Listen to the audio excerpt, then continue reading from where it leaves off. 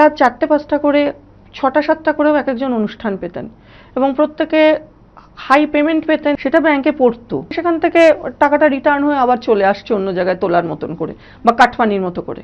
এটা কে নিচ্ছে?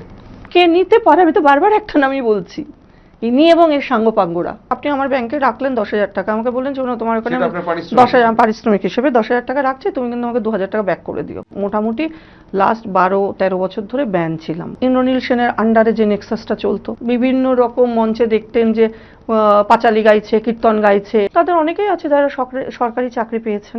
সমস্তই আমাদের গায়ক মন্ত্রী নিয়ন্ত্রণ করতেন। তার একটা লবি, তার একটা সিন্ডিকেট, অবশ্যই তার একটা লবি, তার একটা সিন্ডিকেট, তার একটা নেক্সাস চলতো এবং যারা তাকে সকাল থেকে হুজুর হুজুর বলে ফোন ঘোরাতো, টাকা দিত, গিফট দিত, সময় দিত, সঙ্গ দিত। কিছু কিছু শিল্পী আছেন কাজ পেয়েছেন কিন্তু সরকারের সাথে সেটিং করে। এই মুহূর্তে যদি আমাকে চয়েস জিজ্ঞেস করেন, আজকের চয়েস যে সামনে এখন কোনো ভোট নেইও, তাই ওই ভোটে দাঁড়ানো নিয়ে আমি এই মুহূর্তে ভাবছি না।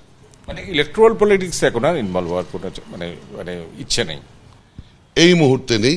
চৌঠামিও ভাবিনি আমি চন্দননগরে ওখান থেকে হারবো। ওখানকার মানুষ আমার থেকে হয়তো আরো বেশি কিছু এক্সপেক্ট করেছিলেন, আমি সেটা দিতে পারিনি, মানুষ তাই ভোট দেয়নি। উপহারের টোপ দিয়ে নেওয়া হচ্ছিল রক্ত, যতটা রক্ত নেওয়ার কথা নেওয়া হচ্ছিল তার থেকে বেশি। চাঞ্চল্যকর অভিযোগ করেছেন খোদ স্বাস্থ্য আধিকারিকরা। ভবানীপুরের হেলথ পয়েন্ট নার্সিংহোম কর্তৃপক্ষের বিরুদ্ধে এফআইআর দায়ের মথুরাপুর থানায়।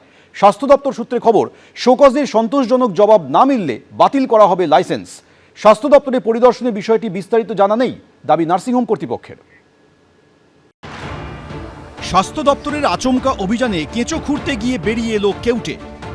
বেসরকারি নার্সিংহোমের বেআইনি রক্তদান শিবির ও রক্ত বিক্রির বেনিয়মের পর্দা ফাঁস হল দক্ষিণ 24 পরগনায়। এবিপি আনন্দর ক্যামেরায় ধরা পড়ল উপহার দিয়ে রক্তদাতাদের আকৃষ্ট করার ছবি। টেবিল ফ্যান আর খাবার। কেন পেলেন? রক্ত দেওয়ার জন্য। সরকারি হাসপাতালের ব্লাড ব্যাংক যেখানে ভুগছে রক্তাল্পতায়, সেখানে বেসরকারি ব্লাড ব্যাংকে রক্তের যোগান আসছে কোথা থেকে? বিভিন্ন সূত্রে পাওয়া অভিযোগের ভিত্তিতে রবিবার দক্ষিণ 24 পরগনার মথুরাপুরে একটি রক্তদান শিবিরে আচমকা হানা দেন স্বাস্থ্য দপ্তরের কর্তারা। সেখানে গিয়ে তারা বুঝতে পারেন রক্তের স্বাদ পেয়ে ফুলে ফেপে উঠছে বেসরকারি ব্লাড ব্যাংকের অবৈধ কারবার। সরকারি পরিসংখ্যান বলছে রবিবার দুপুর 3টে পর্যন্ত মানিকতলা ব্লাড ব্যাংকে রক্ত ছিল 1100 ইউনিট, ন্যাশনাল মেডিকেল কলেজে 105 ইউনিট, কলকাতা মেডিকেল কলেজে 94 ইউনিট, এনআরএসে 88 ইউনিট, এসএসকেএমে 51 ইউনিট, আরজি করে 13 ইউনিট এবং সাগর দত্ত মেডিকেল কলেজের ব্লাড ব্যাংকে রয়েছে মাত্র 70 ইউনিট রক্ত। সেখানে বেসরকারি হাসপাতালের ব্লাড ব্যাংকে রক্তের মজুদ অনেকটাই বেশি।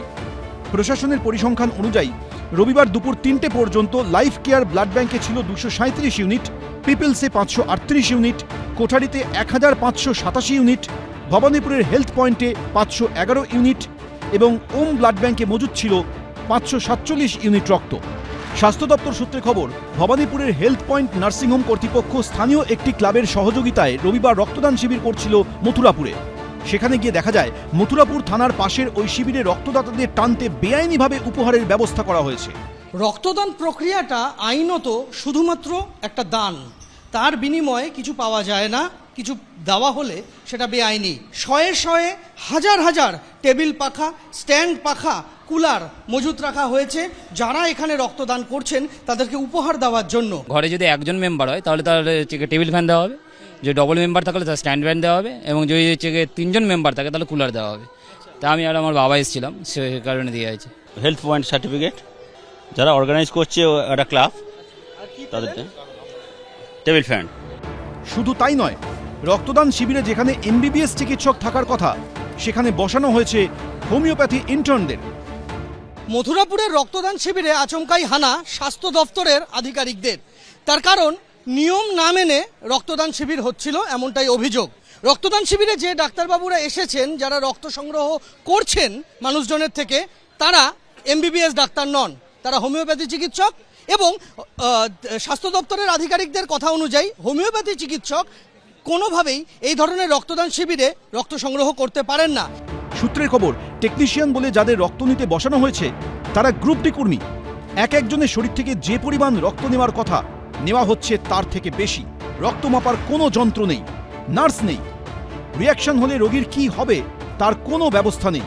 নেই কোল্ড চেন মেনটেন করার ব্যবস্থা। সত্যি আমাদের এত আমরা অকেবল ছিলাম না, জানতাম না যে কিভাবে করতে হয় না করতে হয়। হ্যাঁ, হয়তো কোনো জায়গায় বা কোনো রকমভাবে যেটা আমরা এখন জানতে পারছি যে এটা হয়তো আমাদের করা উচিত ছিল। এটা প্রত্যেক জায়গায় 10 থেকে 15 গুণ রক্ত নিয়েছেন, হয়তো সেই সময় 10টা রক্ত ছিল 150টা রক্ত নিয়েছেন, রিপোর্ট আছে আমাদের কাছে।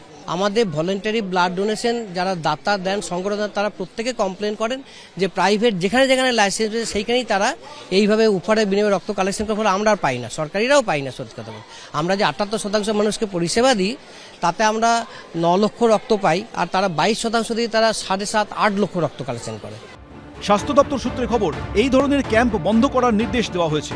লিখিত অভিযোগ দায়ের করা হয়েছে মথুরাপুর থানায়। ভবানীপুরের হেলথ পয়েন্ট নার্সিংহোম কর্তৃপক্ষকে শোকজ করা হবে। জবাব সন্তোষজনক না হলে লাইসেন্স বাতিল করা হবে। যদিও হেলথ পয়েন্ট নার্সিংহোম কর্তৃপক্ষ জানিয়েছে স্বাস্থ্য দপ্তরের পরিদর্শনের বিষয়টি তারা শুনেছেন, বিস্তারিত কিছু জানা নেই। সন্দীপ সরকার, এবিপি আনন্দ। এবিপি আনন্দ, এগিয়ে থাকে, এগিয়ে রাখে।